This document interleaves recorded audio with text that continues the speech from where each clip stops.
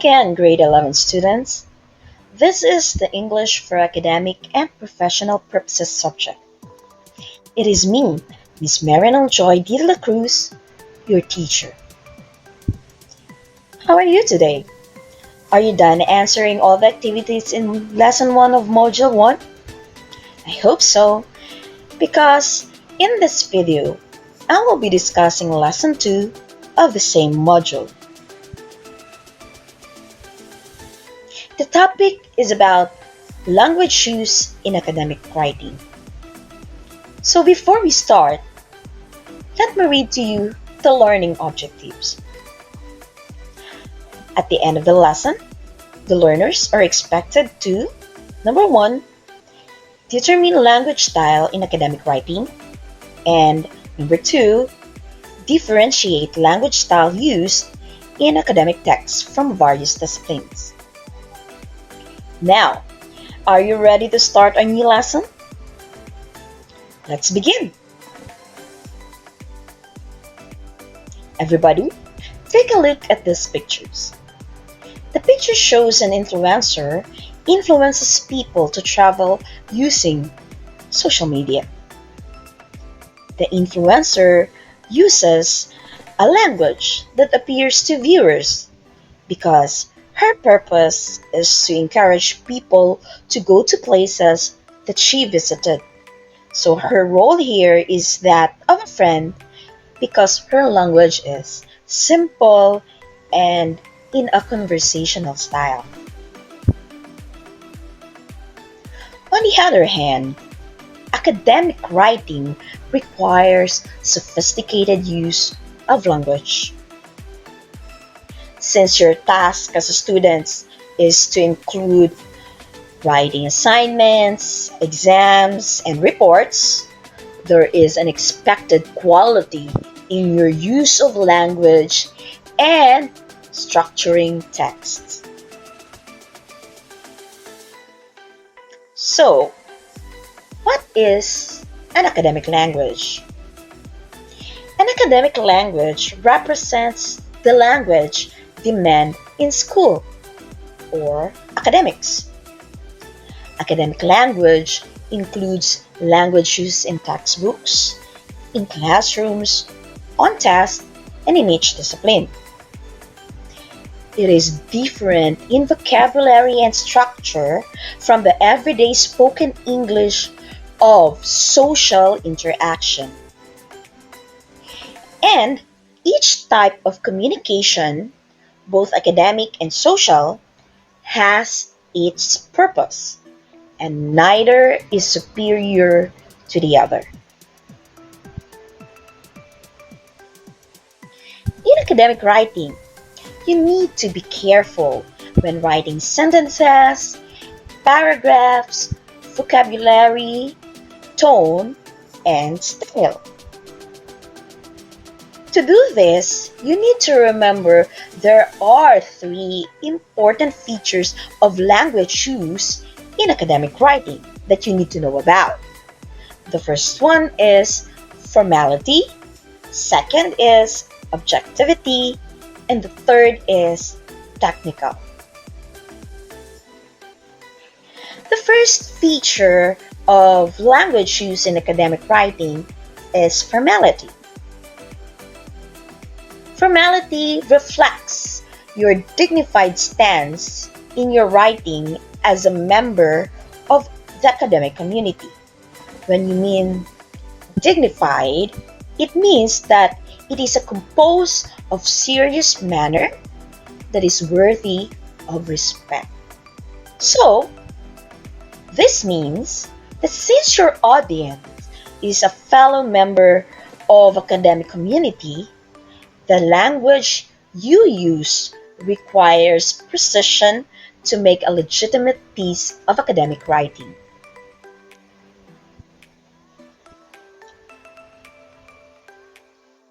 Formality or formal avoids casual or conversational, such as contractions and informal vocabulary. Here are some of the examples to achieve formality. Number 1, choosing expanded modal forms over contractive forms, such as using cannot instead of can't, do not instead of don't. Number 2, choosing one verb form over two verbs, such as damage instead of mess up. Number 3, choosing expanded terms over abbreviated equivalents, such as soon as possible instead of ASAP. And number 4, avoiding colloquial trite or idiomatic expression, such as kind of like or as a matter of fact. The second important feature of the language used in academic writing is objectivity. In objectivity, academic writing requires special knowledge, and the language is more complex language and objectivity.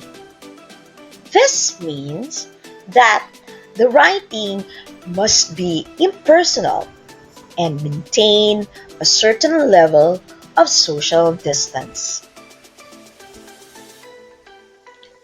Objectivity or objective avoids personal or direct reference to people or feelings.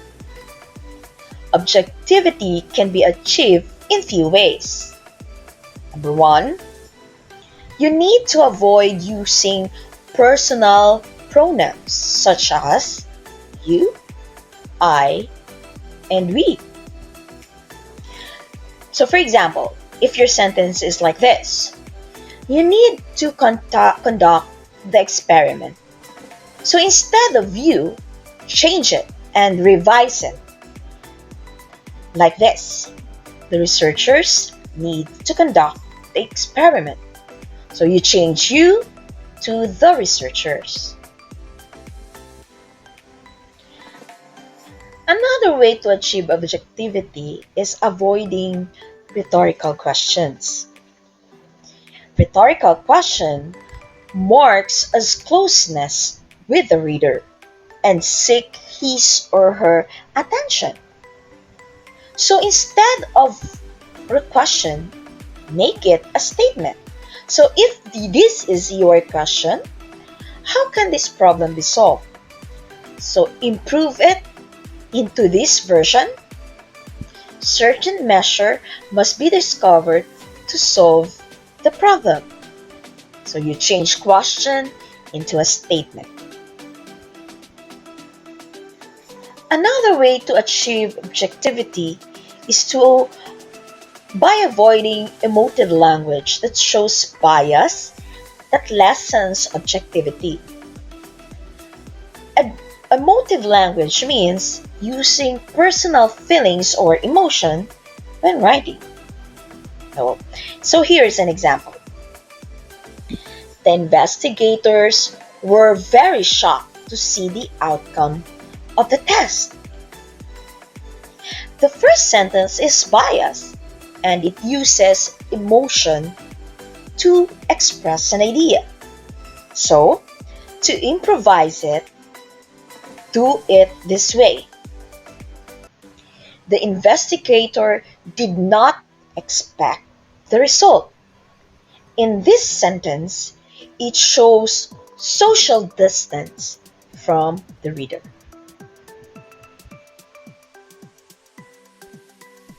Now, the third feature of language use in academic writing is technicality.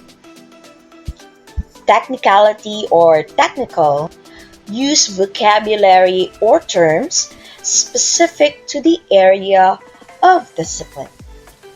This means that when writing an academic text, the terminology used should be based on the area of specialization. So if your area of specialization is science, some of the terminology used are like biology or zoology. For mathematics, they use terms like sum or algebra, while the music they use terms like notes or keys. And for the English, they use terminology like language or paragraph. Aside from those three, there are two other important features of language use in academic writing. The first is explicitness, and the second is caution. The explicitness in academic writing demands the use of signposts that allows reader to trace the relationship in the parts of a study. When you're talking about signposts, it means that a verbal statement used to orientate or introduce the audience inside your speech or presentation, or it shows them where you are going. So, if you write an essay and if you intend to show a change in your line of argument, make it clear by using the transitional word however. So here is an example of using however. It is apparent that the government hopes to provide assistance to the poor. However, giving dolly outs to the poorest of the poorest does not work in the long term. So you show change in your line of argument using however.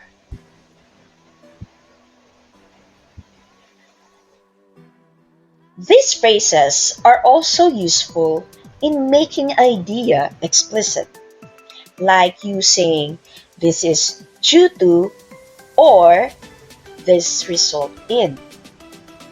For example, the word this is due to.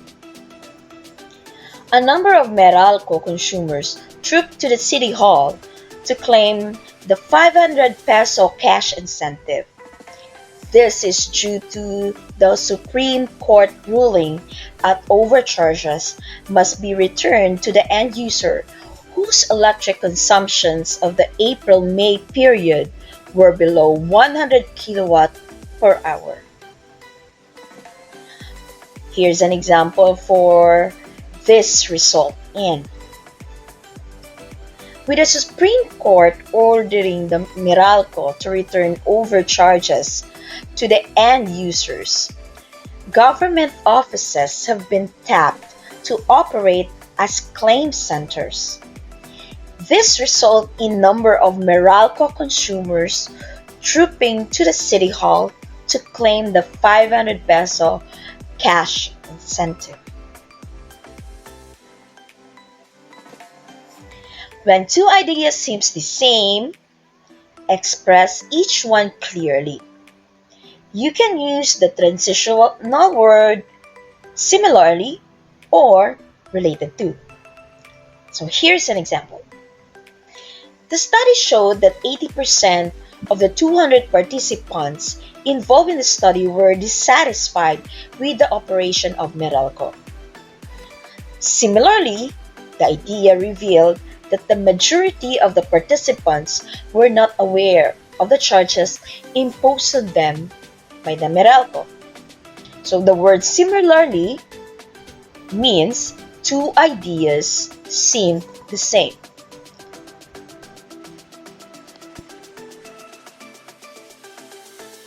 So, if you intend to give an extra information in your sentence, make it clear by using transitional word in addition.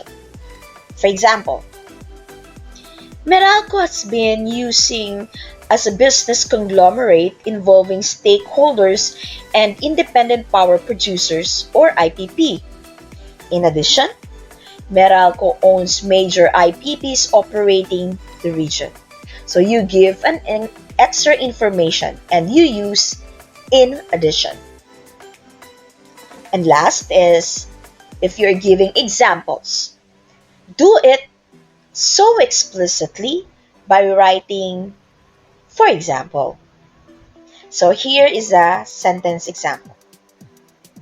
The Meraki issue has led to dispute between opposition and administration senators.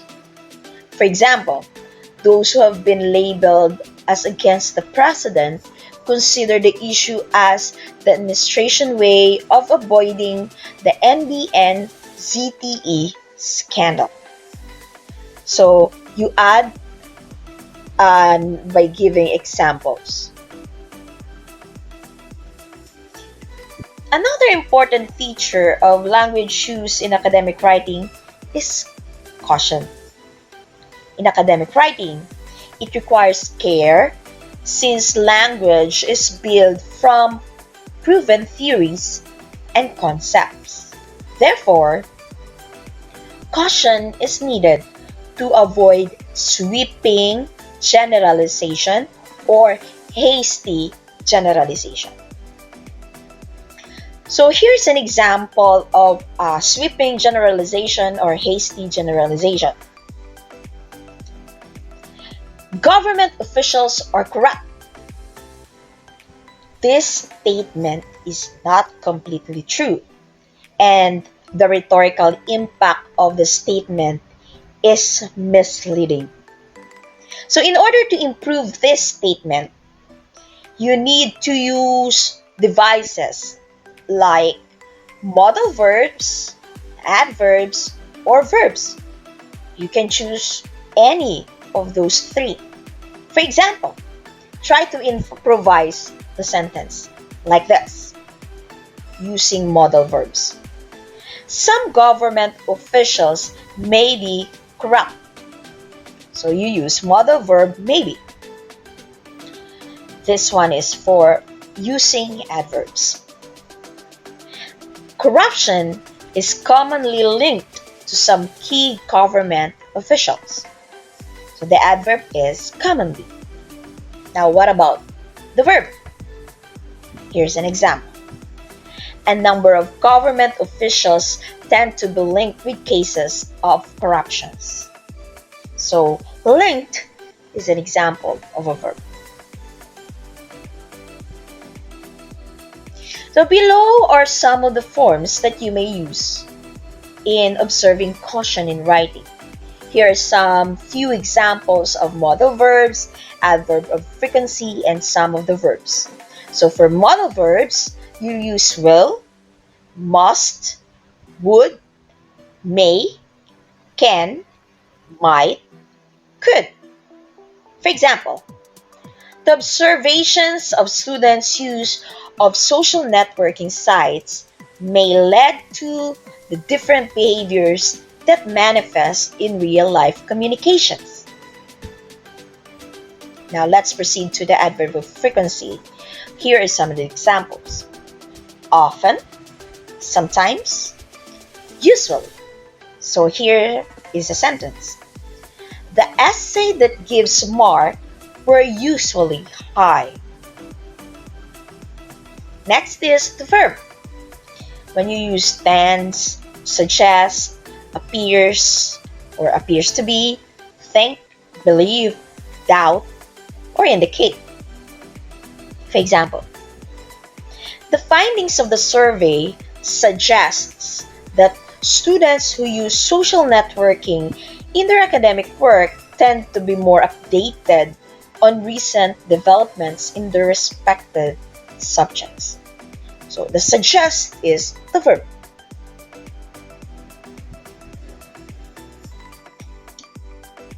You need to remember that in academic writing, caution needs to be observed at all times, especially when you are writing your own research paper.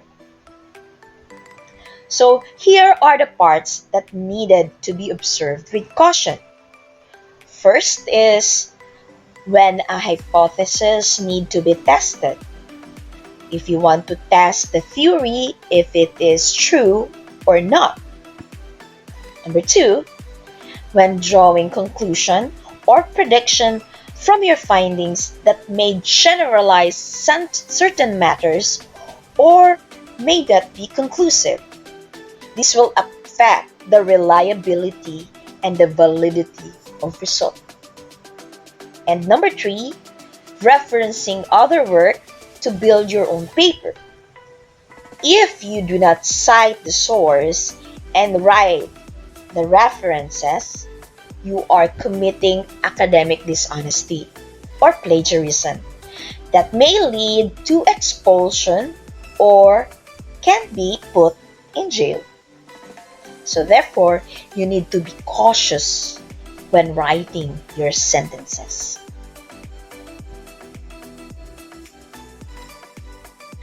Since academic writing draws previous writing done related to your topic, in the case of writing research writing, it is important that creating knowledge is expressed through means that do not lead to sweeping generalization or hasty generalization that may directly attack to the writer's point of view. So do not make a direct attack to the point of view of the writers. For examples, if your result shows something different from the other's idea, there are some possible ways in writing these points, like this first and the second sentence. For example, the result contradicts Mayer's finding, and the results appear to be different from Mayer's findings. These two sentences essentially mean the same thing.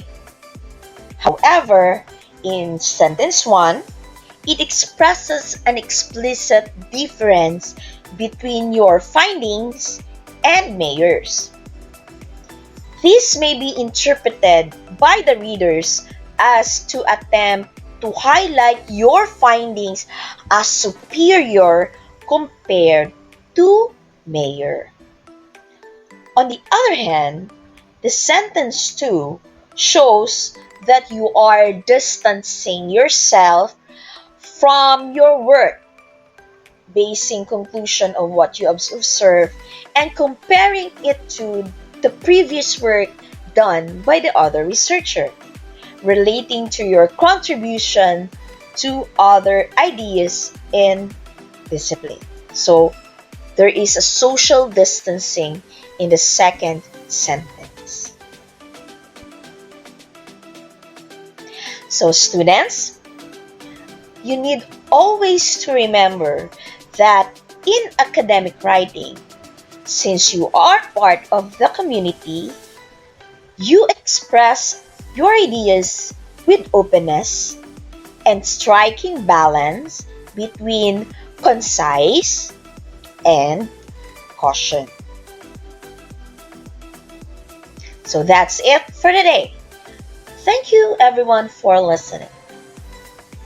Do you have any question for me? Kindly send your queries in our group chat. Let me end this video with a quote. We do not learn from experience. We learn from reflecting our experience. According to John Dewey. This is Teacher Marinel signing off.